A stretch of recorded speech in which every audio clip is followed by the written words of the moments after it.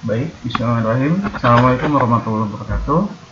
Selamat pagi, selamat siang kepada seluruh siswa-siswi kelas 10 AK1 sampai 10 TM 2. Untuk hari ini kita akan bahas tentang berjuang menegakkan kedaulatan Republik Indonesia.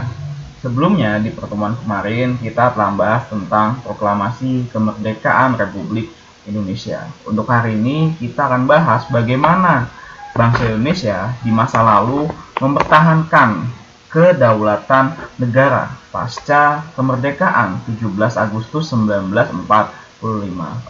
Adapun topik yang akan kita bahas hari ini ada 6 topik, bisa Anda lihat di layar.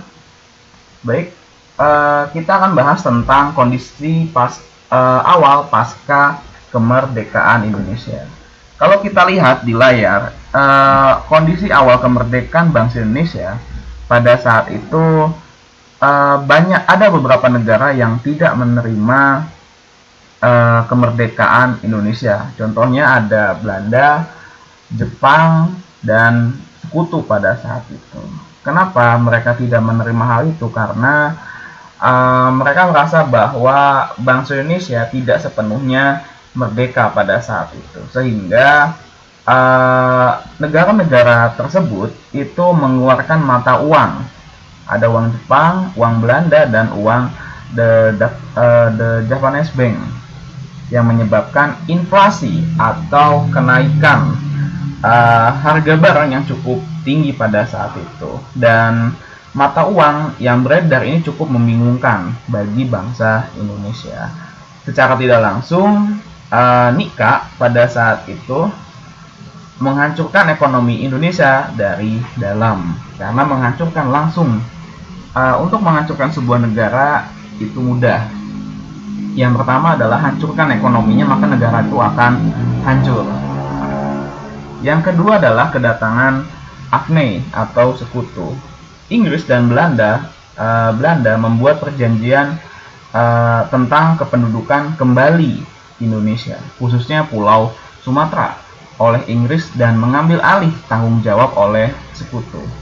Pada 16 September 1945, AFNE mendarat di Tanjung Priuk, Jakarta, di bawah komando Panglima Skuadron kelima dan Laksamana Muda Peterson.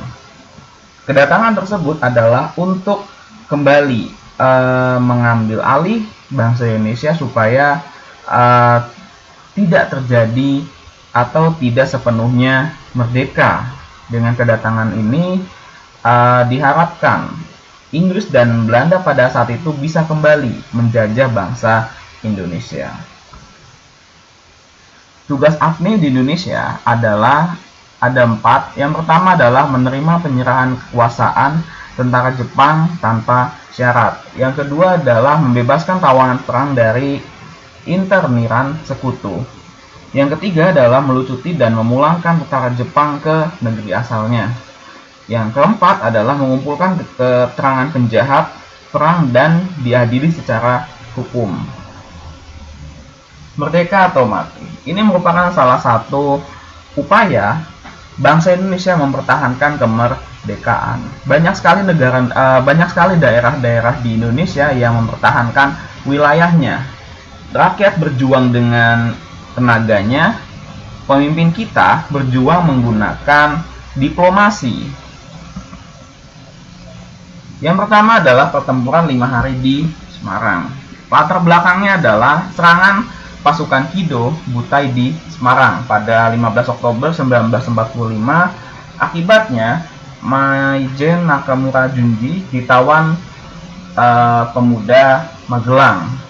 Yang kedua adalah terbunuhnya Dr. Karyadi yang diduga dibunuh oleh tentara Jepang. Ini menarik tentang Dr. Karyadi. Dia pada saat itu sedang menyelidiki tentang aliran sungai yang diberikan racun oleh tentara Jepang. Untuk apa? Untuk meracuni masyarakat saat itu. Dengan meracuni sumber air yang ada, diharapkan oleh tentara Jepang pada saat itu rakyat Indonesia mengalami keracunan. Sedangkan Dr. Karyadi ini sedang mengusut. Namun sebelum selesai masalah ini, dia terbunuh terlebih dahulu oleh tentara Jepang, sehingga membuat masyarakat Semarang pada saat itu marah dengan tentara Jepang. Pasukan Jepang memberikan ultimatum kepada Residen Semarang, yaitu Mr. Wongsonegoro, yang berisi tentang pengembalian senjata milik Jepang dikembalikan. Bila maklumat ini tidak diindahkan, maka Jepang akan melakukan pembersihan sudut kota Semarang. Pembersihan dilakukan pada 19 Oktober, namun kedatangan Afne ke Semarang menghindari bom dari Jepang. Kemudian tanggal 20 Oktober 1945, pertempuran ini berakhir dengan konferensi antara Wakil Republik Indonesia, Jepang, Sekutu di Hotel du Pavilion, Semarang. Pertempuran Kota Baru, Yogyakarta. Latar belakangnya, kalau kita lihat di sini merupakan salah satu tugu Kota Baru, dan ini merupakan salah satu tugu di mana dituliskan nama pejuang yang telah gugur dalam peristiwa ini. Yang pertama adalah keberanian pemuda untuk menyerang markas tentara Jepang Oshabutai di Kota Baru. Yang kedua adalah puncaknya pada 7 Oktober 1945, para pemuda menyerang markas dengan persenjataan seadanya. Dalam peristiwa ini, sebanyak 21 pejuang dan pemuda Yogyakarta gugur dan 27 tentara tewas. Nama-nama tersebut diabadikan di Monumen Kota Baru. Pertempuran 10 November 1945 di Surabaya, atau yang kita kenal sebagai Hari Pahlawan. Latar belakangnya adalah terbunuhnya Brigadir Jenderal Malabi, komandan tentara Inggris, di kawasan Jembatan Merah pada 30 Oktober 1945. Akibatnya, Inggris mengeluarkan ultimatum untuk menyerang Surabaya pada 9 November 1945. Namun, Jenderal Mansek mengeluarkan ultimatum agar rakyat Surabaya menyerah di bawah pimpinan Bung Tomo, Sengkono, dan Gubernur Surojo. Mereka menolak dengan ultimatum tersebut, dan akhirnya di bawah pimpinan Bung Tomo, Surabaya pada saat itu menyuarakan atau istilahnya adalah mereka menyerang Sekutu pada 10 November 1945. Pasukan Inggris bersama Sekutu menyerang Surabaya. Bung Tomo kemudian meneriakkan Allahu Akbar melalui radio perjuangan untuk memberikan semangat kepada arek-arek Surabaya. Akibatnya, serangan tersebut Surabaya hancur dan ribuan rakyat gugur. Dan peristiwa 10 November ini dikenang sebagai peristiwa Hari Pahlawan, karena memang dengan keberanian rakyat Surabaya pada saat itu tidak menggunakan senjata, melainkan menggunakan senjata seadanya, menggunakan bambu runcing, berhasil menaklukkan Sekutu tidak menggunakan senjata. Kalau kita lihat di sini adanya keberanian yang cukup besar dari rakyat Surabaya untuk mempertahankan kedaulatan Republik Indonesia pada saat itu. Yang terakhir adalah Bandung Lautan Api, atau yang dikenal dengan peristiwa bumi hangus. Kenapa peristiwa bumi hangus dalam bahasa Sunda?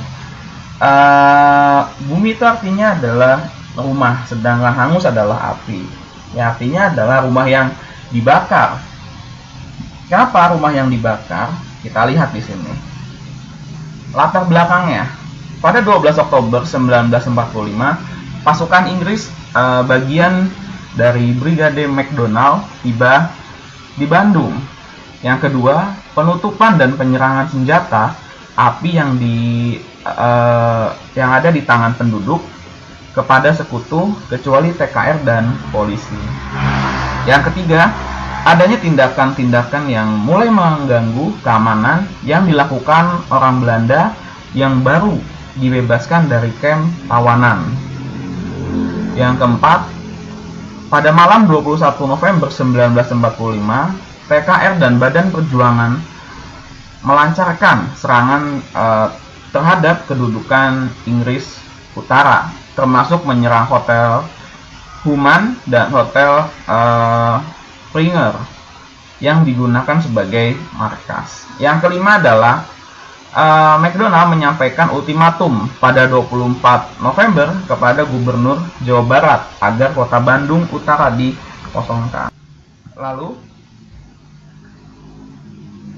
Tentara Sekutu kemudian mengeluarkan ultimatum pada tanggal 23 Oktober 1946 untuk mengosongkan Bandung paling lambat jam 2 siang. Saat mengosongkan kota Bandung dalam 7 jam, sekitar 200.000 penduduk Bandung membakar rumahnya dan menuju pegunungan. Tujuannya adalah agar bangunan tidak dapat digunakan oleh pasukan Sekutu dan Nika. Dapat kita simpulkan bahwa dari peristiwa Bandung Lautan Api, untuk mempertahankan kemerdekaan pada saat itu, banyak daerah yang mengorbankan rakyatnya atau rakyat berkorban kepada negara. Misalnya kita ambil contohnya dari peristiwa Bandung Lautan Api, di mana pada saat itu masyarakat itu rela untuk membakar seluruh rumahnya agar Bandung itu menjadi lautan api. Untuk apa? Supaya bangunan-bangunan yang ada itu hangus, dan pada saat itu Sekutu dan Nika tidak dapat menggunakan bangunan-bangunan tersebut untuk kepentingan mereka. Dalam hal ini kita bisa lihat perjuangan rakyat Bandung untuk mempertahankan kemerdekaan itu cukup besar. Kita sebagai generasi muda perlu untuk melihat ke belakang bahwa dalam mempertahankan kemerdekaan itu tidak mudah. Beda dengan saat ini, kita hanya menikmati kemerdekaannya saja. Bagaimana tugas kita sebagai pelajar saat ini? Tugas kita sebagai pelajar adalah bagaimana kita memaknai kemerdekaan, bagaimana kita menciptakan hal baru serta inovasi yang baru, serta bagaimana kita mencintai tanah air kita supaya kita sendiri tidak melupakan sejarah-sejarah yang ada, khususnya sejarah nasional. Baik, ada yang mau ditanyakan? Kalau tidak ada yang mau tanyakan, silahkan dikerjakan soalnya. Sudah Bapak siapkan LKPD-nya di halaman terakhir, silahkan dikerjakan. Bila ada pertanyaan, silahkan ditanyakan di WhatsApp ataupun di grup Google Classroom. Terima kasih. Kurang lebihnya mohon maaf. Wassalamualaikum warahmatullahi wabarakatuh.